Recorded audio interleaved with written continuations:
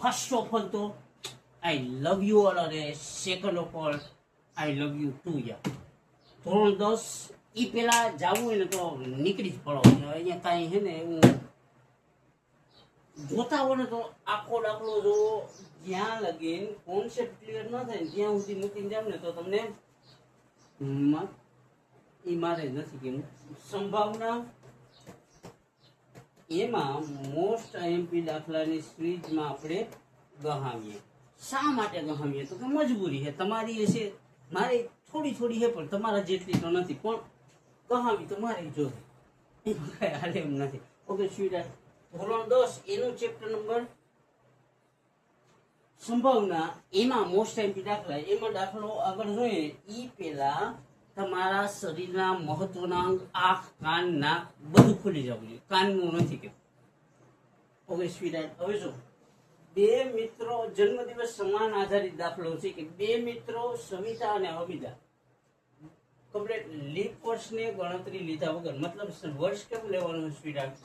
સામાન્ય વર્ષ લેવાનું છે. એટલે 65 કેટલા 365 દિવસ આવે એવું વર્ષ કમ્પ્લીટ.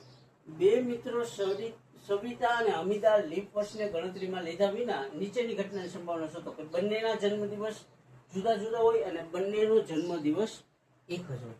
મસ્ત દાખલો, સ્મૂથ દાખલો ને એક જ સ્ટેપનો દાખલો. ઓકે સામાન્ય વર્ષ મતલબ કેટલા તો કે 365 દિવસ લેવાના કીધા. એ તો થઈ ગયું. હવે આ 365 માંથી જે થતું હોય એને આપણે કહી દેવાના કુલ પરિણામ. શા માટે તો કે કુલ પરિણામ 365. તમારો ફેવરેટ આંકડો હોય 369 પણ આમાં 365 જ આવે. એમાં મારું કઈ હાલે નહીં, નહીતર હાલત તો 369 110% કરાવી દે. ખબર સ્વીટ? તો કે કુલ પરિણામ લઈ જવાના 365. શા માટે સ્વીટ? તો કે માની લઉં એમાં શું કીધું હોય તો કે સામાન્ય વર્ષ લેવાનું કીધું. સામાન્ય વર્ષ કીએ એટલે કેટલા તો કે 365 લઈ લેવાનું. ખબર સ્વીટ? હવે જો બંનેના જન્મદિવસ જુદા જુદા હોય. હવે જો 365 દિવસ હોય, એકનો ધારો કે 24 ડિસેમ્બરે આવતો હોય અને એકનો 12 ડિસેમ્બરે આવતો હોય. ઓકે બંનેના જન્મદિવસ જુદા જુદા હોય એની સંભાવના કેટલી રહે તો કે બેયનો જન્મદિવસ અલગ અલગ હોય. ઓકે 365 દી હોય એમાંથી 364 વખત બંનેનો અલગ અલગ થઈ શકે. શા માટે તો કે બેયનો જન્મદિવસ કેવો હોય? અલગ અલગ. ખબર કે 365 કુલ દિવસ હોય એમાંથી જન્મદિવસ અલગ અલગ કીધો તો કે 365 હોય એમાંથી અલગ થઈ ગયો એટલે કેટલી વખત તો કે 365 માંથી ગમે એ દિવસમાં હોય શકે એટલે કુલ કેટલી વખત અલગ હોય શકે તો કે 364 વખત અલગ હોય શકે. જો હવે અહીંયા લખી ખાસ ધ્યાન રાખજો. પેલા લખવાના કુલ પરિણામ. તો કે કુલ પરિણામ કેટલા છે માની લઉં તો કે કુલ પરિણામ 365. હવે જન્મદિવસ અલગ હોય તો અહીંયા લખવાનું જન્મદિવસ અલગ હોય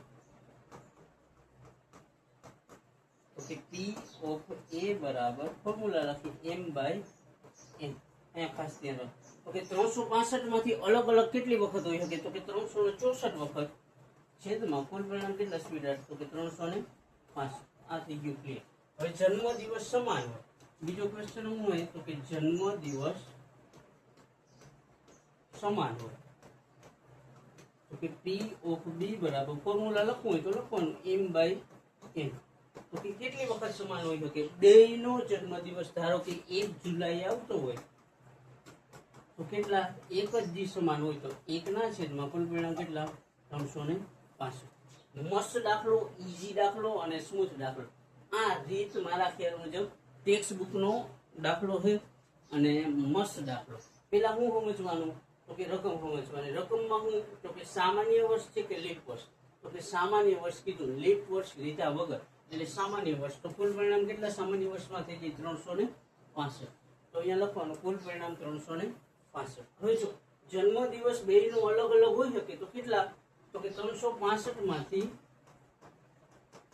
364 દિવસમાં ગમે ત્યાં બેયનો જન્મદિવસ હોઈ શકે એટલે જન્મદિવસ અલગ અલગ હોય એમાં કેટલા મૂકવાના તો કે 364. સમાન હોય બેયનો તો કે 1 જુલાઈએ જ બેયનો જન્મદિવસ હોય તો એક જ દિવસે આવે ને તો કે 1 ના છેદમાં 365. એકવાર નજર માર લઈ તો કે કુલ પરિણામ લખ્યા 365, તો અહીંયા લખ્યા 365. શા માટે? તો કે સામાન્ય વર્ષ કીધું એટલે. ઓકે માની લો અહીંયા સુધી ક્લિયર થઈ ગયું. હવે જો જન્મ દિવસ અલગ અલગ હોય એની સંભાવના મેળવવાની છે.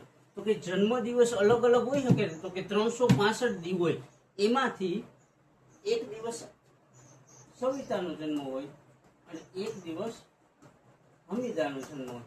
તો કે 365 માંથી જન્મ દિવસ અલગ અલગ હોય એવું શોધવું. તો કે 365 માંથી એક દિવસ આનો હોય શકે અને એક દિવસ આનો, એટલે એક દિવસ શું થાય? તો કે 365 માંથી એક દિવસ ઘટી જાય એટલે કેટલી વખત થઈ જાય કે 365 માંથી 364 દિવસ બેયનો જન્મ દિવસ અલગ અલગ આવી શકે. છેદમાં કુલ પરિણામ કેટલા? 365. આ ફોર્મ્યુલા m/n. m મતલબ અનુકૂળ પરિણામ, n એટલે કુલ પરિણામ. તો કે સાનુકૂળ પરિણામ છેદમાં કુલ પરિણામ.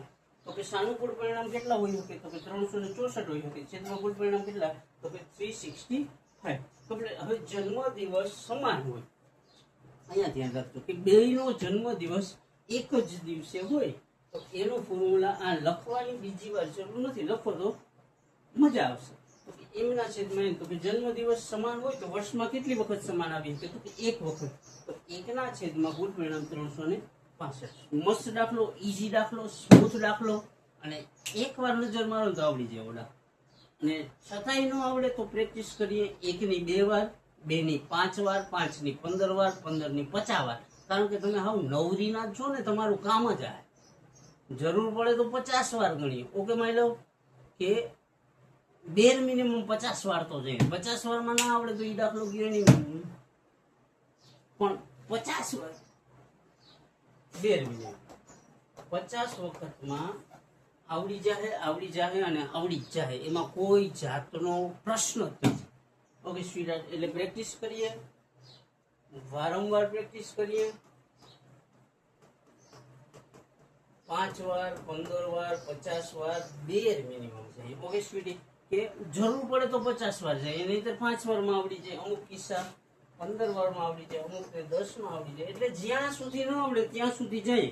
50 વાર સુધી તો ગણીએ જ કે 50 વારમાં ન આવડે તો એ દાખલાને ગઈ તું જા એને કઈ તારી હું કહું ત્યાં હવે નથી કરવો.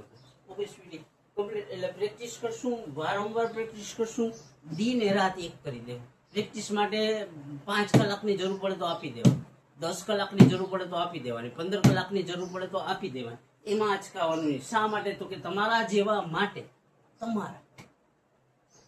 તમારો બાપ 5 કલાકની જરૂર પડે તો 5 કલાક આપે, 15 ની જરૂર પડે તો 15 આપે, 18 ની જરૂર પડે તો 18, 20 કલાકની જરૂર પડે તો 20 કલાક એના હાટું આપે તો તમે 5 કે 10 કલાક તો આપી શકો. બેર મિનિમમ 5 કલાક તો આપીએ છીએ. ઓકે માની લો મસ્ત પ્રેક્ટિસ કરીએ, સ્મૂથ બનાવીએ. તમે પ્રેક્ટિસ નહીં કરો તો તમારો બાપ તમારી યાર પ્રેક્ટિસ કરશે, અથવા બાપ થોડોક સ્વીટી હોય તો તમારી માં તમારી યાર પ્રેક્ટિસ કરશે. અને ઈ પ્રેક્ટિસ કરશે ને તો તમે એકેય વસ્તુની પ્રેક્ટિસ નહીં કરી શકો. ઓકે માની લો, એટલે પ્રેક્ટિસ કરીએ, સ્મૂથ બનાવીએ. અને આ દાખલો આવડી ગયો હોય ને તો યાર આઈ લવ યુ. હવે મારી આગળ સાચું નથી. જો આવડી ગયો તો તમારા કરતા, તમારા બાપ કરતા, તમારા કુટુંબ કરતા વધારે રાજી થનાર કોને છે? તો કે હું. ઓકે સ્વીટ, કોન્સેપ્ટ ક્લિયર થયો હોય તો આઈ લવ યુ ઓલ. અને હવે જસ્ટ નીકળી પડો, કઈ જાજુ છે.